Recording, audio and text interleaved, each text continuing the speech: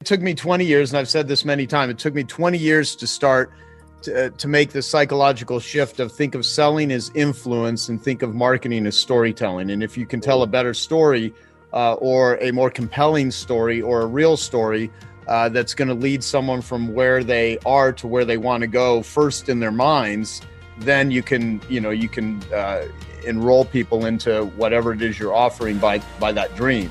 And, the goal, of course, is to deliver upon that. Hey, everybody, I'm Dean Jackson. And I'm Joe Polish, and welcome to the very first ever I Love Marketing Meetup group / podcast / virtual / bunch of awesome people. Cloudlandia edition. Yes. And I'll tell you real quickly how this ended up in literally just a couple of days. So Dave and Charlie, you'll see them up there. Where's Dave and Charlie? Charlie, say hello so everyone can see your face. It'll pop you up on the screen. Oh, hi. Here I am. That's Charlie. And Dave, where are you? Hi, Dave Stream here. There we go. Okay. Thank you, guys. Well, first off, they run the I Love Marketing Meetup group in Scottsdale, Arizona. They do it the third Wednesday of every month. And they were going to do a virtual one, and they let me know about it. And I said, you know what? Why don't we just do it and invite everybody, right? And so we didn't do a lot of heavy promotions for this. We sent out an email. We wanted to see how this one would come across. And if it was really good, then we'll do more of them. And so that's how this whole thing started. And I want to thank those two. And you guys can, as far as I'm concerned, we kind of hijacked your I Love Marketing meetup group, and we turned it into this. And now we have people from London and different parts of the world that are joining and staying up late and everything, which is great. And our goal with all of the I Love Marketing stuff is just to help business owners with their marketing, with their businesses. And certainly we're in the middle of some very difficult times for a lot of people. And so we appreciate you all being here. And of course, this is free, so no one's paying for any of this, but we're hoping by the end of this meeting, you have a better idea of how to actually charge for your services, how to package your services, your products, your message, what it is. And if anything, I just hope you have some fun, and we're going to try to make this enjoyable and, just run it like we do in a regular meetup group, which is, what's your problems? What are you trying to work on? And so we have some questions that my team assembled for me that few of you that have submitted, and we'll make this conversational. Now, before we do that, Dave or Charlie, is there anything you want to say? Well, I kind of wanted to just mention, I grabbed some props here to show people that it's not just like a small gathering or whatever. Joe's really put a lot of, and Dean have put so much thought into this. There's courses that we've learned. This is the manual that they gave me to learn how to actually run and do the meetup and everything. So I don't know if you can tell how thick that is. And then I've got, courses of the podcast in text and stuff. So I've probably studied more for this local meetup than I did in college. And I just wanted to point that out, that there's so much going into it. And when I first started attending these meetups, I didn't even have a tool company. And, so everything I've learned through marketing and everything has been directly tied back to Joe and Dean. So just wanted to kind of put that out there. And as always, thanks you guys. That's absolutely awesome. Thank you, man. And you know what? One of the things we've talked about a lot are there's 3 ways to learn something. You learn through the school of hard knocks. You just go out and get yourself beat up and bloody. The second is you learn through the experiences of other people. You read their books, you attend seminars, you buy courses, things like that. And the third, and what I consider the most effective way to learn something, is you teach it to other people. So we've encouraged people to start I Love Marketing meetup groups. And when we first started I Love Marketing, if this is brand new for some of you, we started this in 2010. We've been doing this for 10 years now. The very first podcast I ever recorded was in 2005 with Alex Mandozian, when no one even knew what the hell a podcast was, but we never made it a consistent thing. I just did it for the cleaning industry. And so me and Dean, we used to have all these conversations about business and marketing. And one day we were saying, wouldn't it be interesting if people just eavesdropped in on the conversation we just had? How useful would that be for a business owner to hear what me and Dean at the time, because this is probably the only time we had a useful conversation. It was like 11 years ago. No. So we had this conversation, and it was just really good. And I was like, man, this would be so helpful. So that's where we started I Love Marketing. And so we've been doing it for a long time. And the first few years, we really recommended a lot of people do meetup groups. And there were, over 100 meetup groups all over the world. Every day people were meeting, and just sharing stuff. And I don't know if my screen has changed, but like all of a sudden I disappeared. Can you guys still see me? Kirk is doing a screen share. I'm not sure. Oh, Kirk, quit doing the screen share. yeah. Is Gina on? I don't have the ability to take that back over. Yeah, I'll ask Tarna if she can on okay, it. there we go. Yeah, I didn't know what was happening. I'm not smart enough and Supervision. Yeah. yeah. So that's great though. Anyone that just decides you want to show your screen at any point in time, just feel free.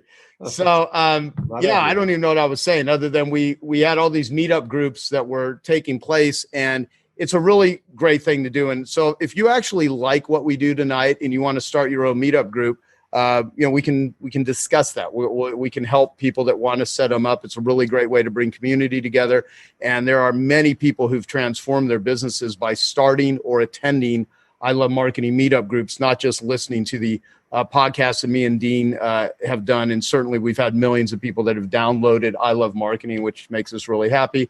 And I'm the first to admit we have done a terrible job of monetizing the I Love Marketing podcast. I mean, we've never taken money for sponsors. We don't really, have a sophisticated opt-in strategy, even though Dean Jackson created the squeeze page back in 1997.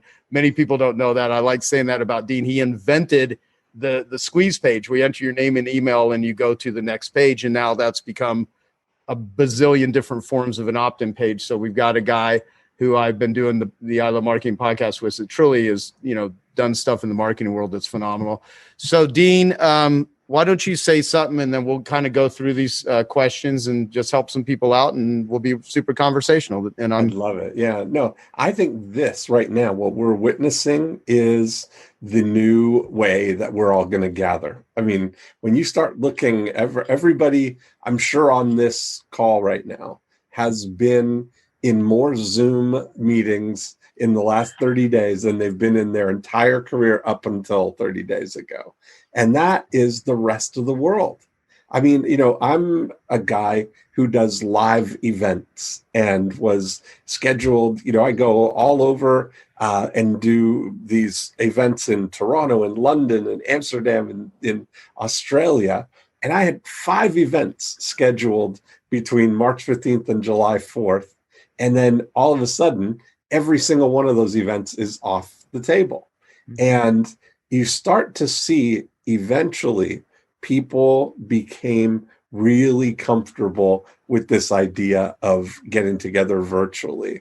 And, Joe's had Genius Network events that have gone flawlessly, and I'll say that flawlessly after the few little kinks worked out. But overall, seeing everybody all gathered from all over the world. The first Breakthrough Blueprint event I did, we had someone from Las Vegas, we had Canada, we had the United States, we had Belgium and Bangkok, all in the boardroom, 10 people in a Zoom meeting that felt like we were all together, felt like we were right there, very intimate kind of gathering. And so I think that people are getting more and more comfortable with this. You're starting to see every late show, every late night talk show host is running the show from home, right, from their kitchen, from their living room, and everybody is they're having a great time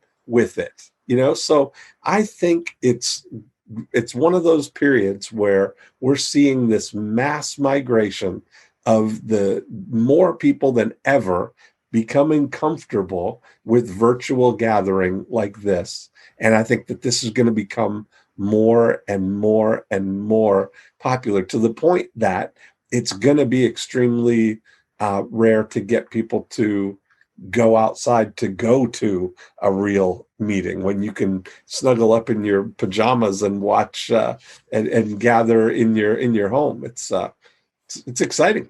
So I think this is great. You look at it, that leverage here. We've got hundreds of people on this call. When we do the I Love Marketing live meetup group, we may have 20 people or 30 people, right, at one meeting. So this is what a great opportunity. I'm excited to be part of it. Yeah, and we've got a few people on here like Steve Sims and Shannon, and of course Mike and Amber. Yes. Amber, we have a lot of people who've been on guests as I Love Marketing episodes, which is awesome. Yeah. So I don't think there's any question that can be asked tonight, not answered, that someone on the line could not give a really legitimate answer to. Len Hume, boy, I'm seeing all kinds of friends on here. This is awesome. Annette, look at this. Wow. Yeah. Is Annette on there? I haven't seen, where's she at? I don't know, but we're looking all the way back. I mean, there she is. Yeah. Oh, wonderful. Hey, Annette. Wow. We're talking like Piranha members from years ago. They even won they still have the Corvette that they won in the Better Your Best contest, which is fantastic. Amazing. So let me say this too. Certainly we will answer as many questions as we can tonight, as best as we can. And also, I am not going to minimize the difficulty that a lot of people are having in their lives. We have so many people that, their businesses have been decimated. As Erin, who spoke earlier, her book is called Worth It. It's a book on poetry. I love this book. It's amazing. If you guys want to buy it, Erin Matlock, go and you can get it on Kindle. Buy her book. It's really great. But she helps with suicide prevention. And right now, we're on the cusp of the greatest mental health crisis, I think, ever in human history. Suicides are up, child abuse, spousal abuse, addictions, vices, escapism, anxiety, loneliness, depression. I mean, you name it. And so in the midst of this, what does that have to do with marketing? Well, as our friend Richard Rossi says, wherever there's anxiety, there's opportunity. And not that we want there to be pain and suffering and anxiety and bad news. The reality is, though, entrepreneurs are the ones that transform other people's bad news into good news, which is something that my friend Dan Sullivan says. And so it even says it back here. If you can kind of see where my finger's pointing, it says other people's bad news is your good news. And that holds a completely different meaning in the midst of this pandemic right now, because there's now a lot of bad news. And Dan Sullivan wrote a book called The Dan Sullivan Question. And he talks about a D.O.S conversation, which stands for dangers, opportunities, and strengths. And by the way, Shannon Waller, who's here with us, I think you're the only one from Strategic Coach with us. You can speak to this if you want to pipe in. I mean, you're allowed to interrupt during this I Love Marketing Meetup group, because that's what we do at the Meetup groups. We just throw things at people and we interrupt. Right, Dave?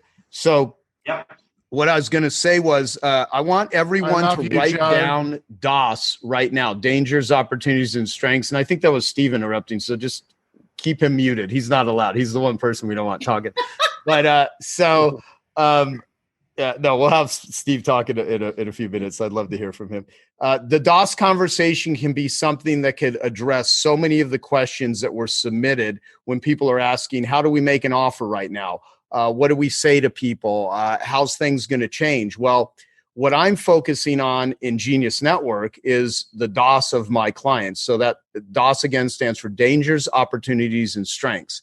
Your clients always have opportunities. In our case, it's get better clients, make more money, do a better job of conversion, selling your services. Those are some of the things that we talk about all the time on I Love Marketing. But there's real dangers like cash flow or lack of business. And then there's psychological dangers, such as I don't know how to write copy. I don't know how to make an offer. I don't know how to set up, a landing page. So there's your D.O.S of your clients is now changed in the last few weeks as a result of this pandemic. And so your clients and even you don't reach your opportunities if you don't eliminate your real dangers and your psychological dangers. And the way that you help someone overcome their dangers to get to their opportunities is reinforce their strengths. And so if you think of your own dangers, your own opportunities, your own strengths, you can then utilize that to make yourself better and more capable. And I will reference that probably tonight on some of the questions where someone will say, well, how do I figure out what to say or how to say it? Or how is retail going to change? Or what's messaging? It's like, well, what's the D.O.S of your prospects? What's the D.O.S of your clients? And if you can understand the D.O.S of the marketplace, you're going to be in a much better position to make an offer. I hope that makes sense. You want to say anything to that, Dean? Yeah, I mean that's it's funny you say that. If somebody's bad news is your good news. When I was growing up playing tennis, a concept that we learned was that every shot makes somebody happy. And if we're playing tennis and I hit the ball out, that's going to make Joe happy. But if he hits the ball out, it's going to make me happy. But the person who's actually got the healthiest view of it is the umpire, who looks at the ball, observes that it's out or in, and just has no emotional attachment to it. And you move forward. That's the best thing. Like if you're in a situation where the things are happening, to be able to assess it quickly and to, without getting clingy to what used to work, is just assess what's actually the opportunity that we have right now and what are the strengths that I have to apply to taking advantage of that opportunity. And so, you look at the Breakthrough Blueprint events. When live events are canceled, okay, I can't do that. Let's just move on. That's out of the question. But what can I do? I can do Zoom meetings. So I went into action. I built out this room in my house. I've got a room that's about 6.5 feet by 6.5 feet storage room in my house. I've got acoustic foam over here. I've got lights back here. I've got these panels behind here. Instant Zoom studio. Now I can go everywhere in the world, and be one push of a button, all the lights come on, everything is ready, and I'm ready to Zoom. And that is, taking advantage of rallying my strengths, which are being able to communicate in the boardroom, in the conversations. That's the real valuable part, is being able to communicate and discuss with somebody to find their opportunities so that they can find the marketing breakthroughs in their business. Well, we can do that in a conference room just like this, just as well as we could do it sitting around a boardroom in person. So get on with it and kind of retool. And I'm learning now that a lot of people are viewing it as a superior experience to actually having to travel somewhere to get the same kind of experience, the same information. So yeah, it's so much more efficient. If you think about not having to go somewhere, you're at your house, you get the information, you can implement it right away. I love it. I'll tell you, it's so great that right through that door, I'm in my house. Look, the fact is you're an introvert, Dean, so this is a dream come true for you. But people that like interacting with other humans are like, get me the fuck out of the house so I can go do something. What's so funny? I said to Joe that this is it's funny that now it's it's socially mandated that people live my preferred lifestyle. That you've got to stay home and you've got to not go around a bunch of people. It's the best ever. I mean, I love people here right now, but I'm going to turn it off and be home and done with it. Yeah, well, look, I mean, I think what it boils down to is we're all being forced to adapt and be completely thrown out of our comfort zones. Gary Halbert used to say to me all the time. Gary Halbert, those of you that don't know, is the guy I first learned marketing from. He was a really deranged, crazy, brilliant copywriter. And some people submitted questions about, there was one question about if we forgot everything and we could have to start over again, learning what we learned. I would do the same exact thing that I did to learn marketing in the first place. I would read Gary Halbert. I would read Dan Kennedy. I'd read Robert Collier. I'd read Claude Hopkins. I'd read all the original marketing books, what's that? I still do. I mean, that's the thing. When you reread them now, part of the thing is you never step in the same river twice, right? You're reading, every time you're reading it now, I've got so many different experiences that amplify the real lesson of what they were saying. Because when you hear something for the first time and you're hearing it theoretically, you get it intellectually and you maybe understand it or you don't. But when you've got a real experience of it, it's kind of like, Mike Tyson says everybody's got a plan until they get punched in the face, right? Because everybody's a theoretical marketer until they've got a big mailing going out with their own money, and it's a different thing. Yeah, well, let's go into some questions. And again, Steve Sims, I think you were going to say something earlier. So, I mean, this should be an opportunity for you to set the stage for how this is going to play out. I have nothing of value or sensibility to say. Hey, Really? Well, for Steve, that was it. So let me ask you a question though. You are in the travel industry, which has been decimated, right? I am. And so, what are you doing? What are you doing? No, it's not been decimated. It's been stopped. Okay, so there's kind of a psychological difference, and most of us, bearing in mind, we don't plan our travel for tomorrow. We plan our travel for like 6 months, for a year, you know, for our anniversary. That shit's still going to go on. So now is the time where we can actually communicate with all of our clients and go, hey, I know you're at home, but it's a great time to dream. Now, the money's not coming in from the travel business. I'll be completely honest. I haven't received a cent from the concierge business for, oh God, Wuhan, because we know how big it was going to be. But things were slowing down already for us. Now's the time we reach out and go, hey, I know you're making good on your garden, because bearing in mind, the people that we're dealing with, and I don't want to be rude, but they're not the people that have lost their jobs at Marshalls or Ross. These are the clients that have normally very good incomes and are now having to live off of some of our savings. So they're going to come out of it and they're going to go again. They're the ones that are making use of the PPP, the SBA, all of the other dividends that we can get on the stimulus package. So we can't have them travel, but we can have them dream. Mm-hmm. Yeah, no, that's actually good. You know, selling a dream in a lot of ways, because isn't that pretty much what many, it took me 20 years, and I've said this many times, it took me 20 years to start to make the psychological shift of think of selling as influence and think of marketing as storytelling. And if you can tell a better story or a more compelling story or a real story that's going to lead someone from where they are to where they want to go first in their minds, then you can enroll people into whatever it is you're offering by that dream. And, you know, the goal, of course, is to deliver upon that. I want everyone to write something down early on, because some of these questions I'm going to point back to this. Dean Jackson has this great line where he says, and I'd like everyone to write this down. And many of you have heard it if you're have been listening. I love marketing because we've said it a lot, but a compelling offer is 10 times more powerful than a convincing argument. A compelling offer is 10 times more powerful than a convincing argument. And Dean, I'm going to ask you to elaborate on that in a bit.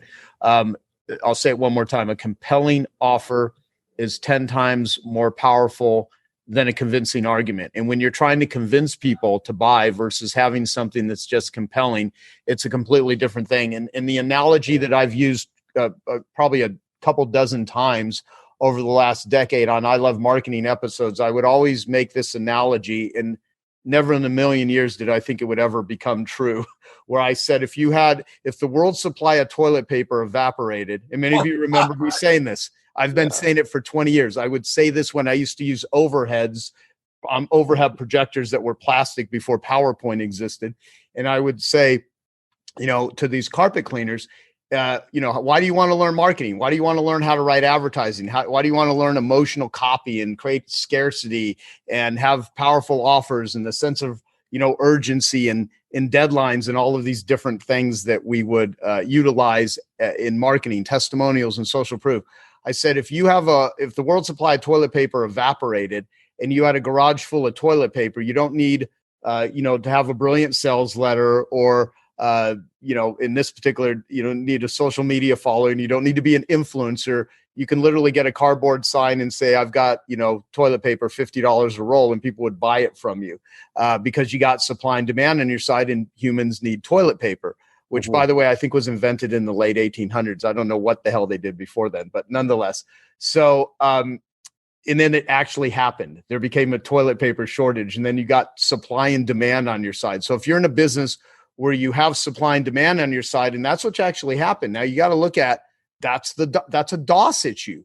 Dangers, opportunities, and strengths could be taken to toilet paper. Yeah. Okay. Oh my God, we aren't going to have any toilet paper. That's a danger. Opportunity. Let's go get it. And so the thing is, you can apply this psychology in anything because marketing is really applied psychology. It's what you say and who you say it to. And so, Dean, so many of the questions we were asked, if people just had a compelling offer, it would solve so much of their issues. But you have to have the best message in the world is useless if you shout it at deaf ears. And as Gary Halbert would say, only the hungriest fish are going to snap at the crappiest bait. So what is a compelling offer? How does someone create it? Because everyone listening, if they had that, it would give them an unfair advantage or just an advantage. So speak to that, Dean. Well, part of it is like, that's the birth of this concept of more cheese, less whiskers, that you're looking at what is it that your prospects, your clients, your target audience, what is it that they want? What are the people in that audience? What are they compelled by? What are they seeking out? And there's nothing as powerful as tapping into the jet stream of personal compulsion that they're moving towards something. I would say, like, you don't have to convince a mouse to try some cheese. The mouse is seeking it out at all times. You just need to put some out and it'll come and seek it out and find it. And so often, one of the things that we have that we battle with is trying to convince people that they need to buy your stuff, that they need to, to give your stuff a try. And so often, if you can just make an offer that lets them experience something for themselves, that is so much more powerful than convincing them intellectually that something that would be worth giving a try, because then they still have to take that hurdle of taking a chance on it. And so we've used it all the time. I mean, this is a concept that, goes all the way back. I was reading about this years ago about Cyrus McCormick, the guy who invented the reaper. In the 1800s, it was... Explain what a reaper is. Yeah, I was going to say a mechanical reaper for farming that was the precursor to all these combines and all these farm equipment that we have now. It was really the first mechanized farming tool. And it allowed one farmer to do the work of 14 men. But the machine was expensive and the farmers couldn't afford it. So he came up with the idea of, he had no problem convincing them that this was going to be the right thing. They just couldn't pay for it. So he decided what he would do is he would offer the reaper to the farmers for the season, use it for the season, and then pay me from the harvest. And that paved the way to allow the reaper to spread all over the country. And it was credited as being one of the three greatest, most important things in the 1800s, along with the telephone and the railroad. The reaper allowed us to advance as into the industrial age, where people were able to move out of the fields and into the factories. So we became able to build stuff, but that wouldn't have happened without the compelling offer. The compelling offer of, I know this machine's going to help make me more money, and that if I can pay for it with the money that this is going to help me make in the future, even better. So that's whenever you can give somebody an opportunity to do something that is going to, that they'll be able to pay for in the future, that's amazing. If you have something that somebody's going to use again and again and again, that you giving somebody the first experience of it, that's going to convince them that this is the right thing, that it's as good as you say it's going to be, that they have that, we call it that confirmation moment, that they experience something and it's as great as they were hoping it was going to be. Now you've got them easily for the rest of their days of buying that. And so that goes all the way back to Claude Hopkins, was introducing the idea of canned beans, pre-prepared beans that were pre-cooked in a can that you just heat and serve. And that was unimaginable when that was happening. Everybody felt like you had to make your own beans. The housewives took great pride in all the effort that it took to properly, bake the beans and to make sure that they were soft and not gassy and not all of these things. So what Claude did, he knew it would be a tough thing to convince housewives that beans would be as good in a can as they are when you bake them at home. And he decided in the advertising to give everybody the chance to try baked beans in a can. He ran ads and said, take this ad into your grocer. I've set aside cases of these beans for you, and I'm going to buy you a can of these beans to try for yourself. You're not going to pay any money. Just take this ad, go in there and let me buy for you the beans. And they would go in and they would try them, and then they would be hooked for life. And that would kickstart the bean industry going that way. And so you start to think that his realization that I have used as one of the core go-to foundational things that I use all the time, it made me aware that sometimes it's less expensive to get somebody a result than it is to convince them to give you money to get that result. So in the bean situation, it was less expensive to compel somebody to let you buy them a can of beans to try them so that they could be convinced that they are the best beans that they've ever tasted and become an ongoing customer. Then it would take so much more money through advertising to convince you that the beans are as good, and you buy the beans to convince yourself. That's been one of the foundational things that has been the key to a lot of the successes that I've had.